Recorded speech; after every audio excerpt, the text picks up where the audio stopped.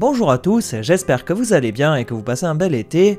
Nouvelle vidéo consacrée au tournage de la saison 3 d'House of the Dragon, où cette fois-ci on va rentrer un peu plus dans le détail sur une scène en particulier, parce que vous allez voir, le tournage a continué, et c'est pas la première fois que je vous le dis, mais cette vidéo contiendra du spoil pour les saisons 3 et 4 d'House of the Dragon du point de vue des personnages, des événements qui se déroulent, et plus particulièrement du tournage de certaines scènes, donc vous êtes prévenus et vous vous aventurez en terrain connu. Pour ceux qui m'ont suivi récemment sur Twitter, eh bien effectivement on a beaucoup discuté des dernières scènes qui ont été tournées, notamment la semaine dernière, et force est de constater que je ne suis pas très content par ce qui a été présenté par le tournage de cette saison 3, mais je me suis quand même calmé et c'est très bien, hein, comme disait ce cher Sifano, il ne faut pas faire de vidéo à chaud et c'est très bien, j'ai pu refroidir un petit peu, on va essayer de nuancer un petit peu tout cela et de voir ce que ces scènes pourraient nous raconter.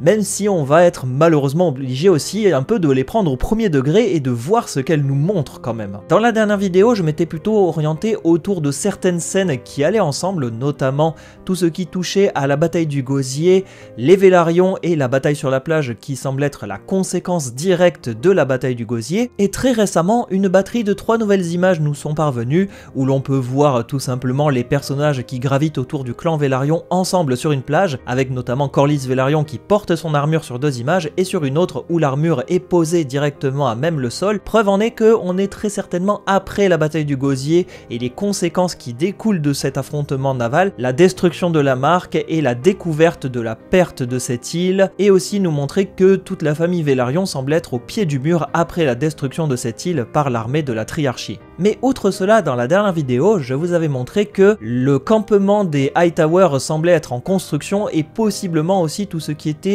rattaché au campement de Ormund Hightower, le sire de Villevieille et le nouveau grand commandant qui devrait apparaître dans cette saison 3. On a pu voir directement l'armée Hightower avec des soldats, de la cavalerie, des drapeaux partout, notamment cette grande tente en bout de campement qui semble être attitrée à Ormund Hightower et aux autres commandants des Verts. Et il semblerait quand même que les Hightower occupent la grande majorité des forces de cette armée que nous avions vue à la fin de la saison 2, mais là où c'est quand même intéressant, c'est qu'on peut voir plusieurs petites familles assez méconnues qui sont apparues très brièvement ou pas du tout dans Game of Thrones, l'occasion de voir par exemple la famille Fossauvois avec la pomme rouge, ou bien les Florent, ou Florente, hein, je ne sais pas comment ils vont le dire en anglais, avec leur fameuse bannière qui met en scène un renard, ou encore les tours noires sur fond orange de la maison Pic, une maison un peu méconnue mais qui comporte quand même un haut commandant très important pour la suite de l'histoire. Et d'ailleurs c'est toujours très cool de voir de nouveaux soldats avec des armures atypiques, l'occasion d'ajouter encore plus de diversité du point de vue des guerriers et de montrer qu'on a affaire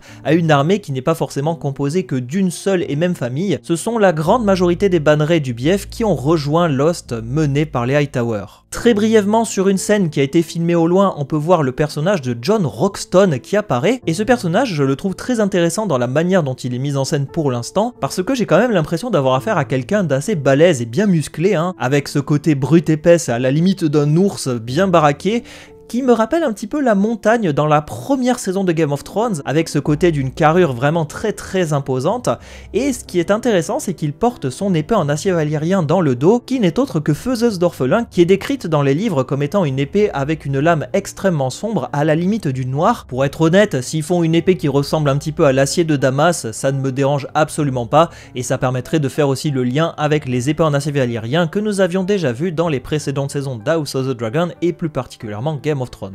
Rapidement, on a pu voir aussi des personnes sur le tournage habillées en bleu qui portaient des têtes de dragons pour essayer d'aiguiller les acteurs par rapport à la présence des dragons et le fait qu'ils sont plus ou moins à certains endroits de la scène, et aussi un petit peu diriger la future post-production pour les effets spéciaux. Quant à savoir de quel dragon il s'agit, je vous rassure, on va revenir sur leur identité un peu plus tard. Parce que là où ça se corse, c'est que la suite de cette séquence, elle est totalement inventée, et c'est là clairement qu'on va rentrer dans le vif du sujet de cette vidéo. On va analyser ces images ensemble, on va essayer de voir ce que ça pourrait nous raconter et introduire pour la suite de l'histoire. Maintenant, comme vous me l'avez dit à de très nombreuses reprises sur Twitter quand je me suis un petit peu excité comme beaucoup, il ne faut pas forcément prendre tout au pied de la lettre puisqu'on n'a pas le contexte nécessaire pour comprendre ce que les images nous montrent. Je suis d'accord avec vous. Pour autant, cela ne nous empêche pas d'analyser ce qu'on voit. Voilà. Maintenant, vous avez un petit peu la mise en bouche de ce que je vais vous raconter, on peut passer à l'analyse. Qu'est-ce qu'on voit dans ces images? Eh bien tout d'abord, on peut y voir Tormund Hightower qui s'agenouille devant Daemon en lui remettant son épée en acier valyrien Vigilance, et Tormund Hightower, là où c'est intéressant ou même inquiétant, c'est que ce personnage, il se met à genoux devant le prince Daemon Targaryen, ou roi consort comme il aime bien qu'on l'appelle dans la saison 2, l'occasion de se dire que s'il se met à genoux et qu'il offre son épée à quelqu'un, c'est qu'il y a un signe de soumission. Dans les faits aussi, ces deux personnages ne se rencontrent pas dans le livre Fire and Blood. Du point de vue de ce que l'on voit, une scène totalement inventée. Maintenant, essayons de recontextualiser tout cela. Est-ce que cette scène, elle arrive après une grosse bataille ou pas du tout? Est-ce que Daemon fait cavalier seul sans forcément respecter ce que Rhaenyra lui a dit ou pas? Est-ce que cela intervient en début de saison, donc après la bataille du gosier, avant la bataille du gosier? Il semblerait d'ailleurs que la réalisatrice des épisodes 2 à 4 soit visible sur le tournage, l'occasion de se dire cette scène elle intervient plutôt en début de saison et non pas à la deuxième moitié. Ou alors est-ce que cette scène intervient après la chute de Port-Réal, ou bien même, soyons un petit peu inventifs, est-ce qu'il s'agit d'un échange de prisonniers ou de bons procédés entre deux personnages? Étant donné qu'Aegon II a disparu, Tormund Hightower est un petit peu le nouveau porte-flambeau et nouveau commandant de l'armée des Verts, donc potentiellement ça pourrait expliquer pourquoi Daemon va parlementer avec lui. Mais qu'en est-il quand même de ce signe de soumission où il s'agenouille? Est-ce que Tormund Hightower fait mine de s'agenouiller pour trahir derrière? Parce que je vous rappelle quand même que la devise des comptes officiels d'House of the Dragon a changé et que maintenant c'est Nothing burns like betrayal, ce qui pourrait être traduit par rien ne brûle plus que la trahison, donc on pourrait sous-entendre que la trahison va être quand même au cœur de la saison 3, et les fans des livres le savent très bien de quelle trahison on pourrait avoir affaire, notamment autour de certains personnages dans cette saison 3. Est-ce que celle-ci en fait partie? Est-ce que Ryan Condal a voulu inventer une nouvelle trahison ou pas? Est-ce que c'est un plan d'Tormund Hightower? Bref, il y a beaucoup de questions qui demeurent sans réponse, et comme vous me l'avez dit à juste titre, on manque de contexte pour expliquer tout ce qui s'ensuit. Mais déjà, arrêtons-nous quand même sur cet élément et essayons peut-être de anticiper ce que ça pourrait raconter. Est-ce qu'on a encore affaire à cette histoire de tentative de désamorçage du conflit entre les deux clans? Il y a eu peut-être des tentatives où ils ont essayé de parlementer au tout début du conflit, mais maintenant c'est terminé. La saison 2 a passé tout son temps à essayer de désamorcer à chaque fois qu'il y a eu une dinguerie d'un camp ou de l'autre.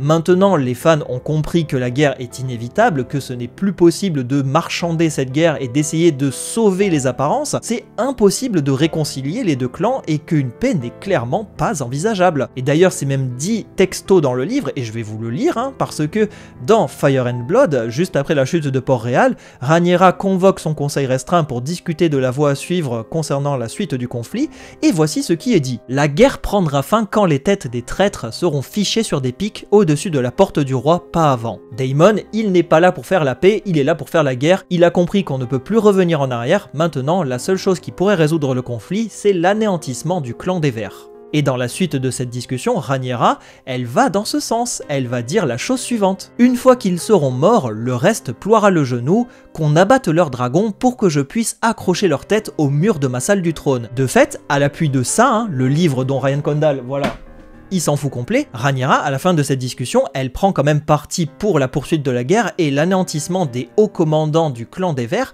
pas forcément de certains personnages comme Helaena, etc. Mais en attendant, la guerre, elle est là et on ne peut plus l'arrêter. Point final. Maintenant, pourquoi Ryan Condal continue-t-il encore à essayer de désamorcer un conflit? On a vu que les personnages ont passé toute la saison 2 à essayer de désamorcer la situation, que ça soit chez les Verts ou chez les Noirs. Si tu continues encore une fois à ce que les personnages essayent de sauver la mise et qu'on se retrouve encore une énième fois avec un House of the Malentendu où malheureusement Tormund Hightower il offre son épée à Daemon, mais derrière il va glisser sur une plaque de sang et le dragon va se cabrer, va cracher du sang et la guerre repart. Non, ça suffit, on arrête ces conneries, la guerre elle est là, il n'y a plus de paix possible, et le gros problème avec Daemon c'est que maintenant, ils ont coupé la grande majorité de son histoire, et visiblement, et je pense que c'est ce qui pourrait expliquer pourquoi ils en sont réduits à faire ce genre de scène avec Daemon, vu qu'ils ont coupé l'histoire de Horty avec Daemon et qu'ils ont essayé un petit peu de monter cette histoire de prophétie autour de Daemon, eh bien j'ai l'impression qu'ils ne savent plus quoi faire du personnage de Daemon. Donc qu'est-ce qu'il faut faire? Eh bien on essaye de relier Daemon comme on peut, d'autant que, et là je pense que d'un point de vue marketing et stratégiquement parlant, ils ont voulu un petit peu relier Daemon à des personnages qui ont été introduits à cette saison 3, pour qu'on s'attache à ces nouveaux personnages, parce que sinon on va avoir affaire un petit peu à une sorte d'intrigue de Dorne bis dans la saison 5 de Game of Thrones, où ils se sont sentis obligés de mettre Jaime Lannister pour qu'on ait un personnage principal qui interagisse avec tous les personnages récemment introduits dans la saison 5 de Game of Thrones, mais tout cela se fait quand même au détriment du livre. Je ne demande quand même pas une copie à la lettre près du bouquin, mais respectez quand même le corpus principal, respectez les idées. Inventer ne me dérange pas. Maintenant, quand un personnage devient la caricature même de ce qu'il était dans le livre, là pour le coup je trouve ça dommage et j'en viens à questionner vraiment les compétences de Ryan Condal par rapport à ça, et j'en serais presque à me dire que D&D, les showrunners de Game of Thrones, ils savaient adapter des choses. Certes, c'était pas des bons inventeurs D&D, mais c'était quand même des bons adaptateurs, parce que pour rappel, la saison 1 à 4 de Game of Thrones, allez même, on peut dire la saison 5, avec des hauts et des bas certes, mais globalement ces 5 premières saisons, elles respectent assez bien quand même le livre. Un peu moins la saison 5, je suis d'accord, mais c'est pas le débat. Ryan Condal, je suis désolé, j'ai l'impression qu'il a un livre Fire and Blood et que à chaque fois qu'il y a une décision à prendre, il va justifier cela en disant que Fire and Blood c'est une histoire qui est racontée d'un point de vue d'un maître, il ne connaît pas la véritable histoire, moi je connais la véritable histoire et j'ai envie de raconter mon histoire. Et le problème c'est que l'auteur J.R.R. Martin, ça ne lui a pas plu, et c'est pour cela qu'il s'est énervé, et c'est pour ça qu'il a fait cet article à charge dans la saison 2, et c'est d'ailleurs pour ça qu'il nous a mis en garde en nous disant que, attention, Ryan Condal, il a fait des effets papillons qui ont introduit de nouveaux papillons qui vont introduire encore plus de changements dans les saisons 3 et 4, et pour lui, il se sent dépossédé de son histoire, et je le comprends vraiment, mais tellement en voyant ce que ces images nous révèlent, d'autant plus que derrière, il y a d'autres choses qui sont introduites, notamment le personnage de Daeron Targaryen qui apparaît pour la première fois. Je ne vais pas juger l'acteur, ni même la qualité du costume ou de la perruque comme certains l'ont fait. Moi, ça ne m'intéresse pas d'une part parce que ce sont des photos prises de très loin. Maintenant, je le jugerai plutôt sur son acting et le rôle du personnage tel qu'il va le retranscrire. Ce qui d'ailleurs, au passage, je reviens rapidement dessus, nous permet de comprendre que les deux dragons qui sont apparus dans les images sont Tessarion et Caraxès. Mais là où je trouve ça fou, c'est que Daeron Targaryen, il a les mains liées dans le dos et il vient en tant que prisonnier. C'est complètement lunaire. Maintenant, on va désamorcer. On n'a pas le contexte derrière cette reddition. Est-ce que Hormone Hightower accepte de donner Daeron Targaryen à Daemon pour faire mine de faire quelque chose derrière pour essayer d'avoir un espion? Est-ce que Daeron s'offre lui-même en tant que prisonnier en échange de Otto Hightower? Ce qui me paraît totalement lunaire là aussi, parce que les Verts vont échanger une ancienne main du roi et patriarche de la maison Hightower contre un jeune prince qui possède un dragon. Complètement fou. Est-ce que la garde de Daeron chez les Noirs va être confiée à Ulf Leblanc et Hugues Marteau, ce qui pourrait justifier aussi une potentielle trahison derrière? Je ne sais pas où on va, je ne sais même pas qu'est-ce que ça peut introduire comme suite pour l'histoire. Qu'est-ce qui leur passe par la tête avec ce genre de scène? Alors oui, il y a des fans qui sont allés dire mais c'est une scène qui a été tournée, c'est une fausse scène pour brouiller les pistes, mais je suis désolé, HBO et Warner Bros, ils n'ont pas de thunes, ce n'est pas possible pour eux de mettre en scène ce genre de choses. Est-ce que ça va être encore une fois une fausse tentative de désamorcer le conflit, et derrière, ce conflit va repartir à cause d'un malentendu ou d'une erreur, ou même d'un élément aléatoire? C'est épuisant, c'est usant, c'est fatigant d'avoir encore affaire à ce genre de choses. Certes, les personnages sont humains et c'est très bien de vouloir dédramatiser le conflit, mais dans le livre, le conflit, il est sanglant.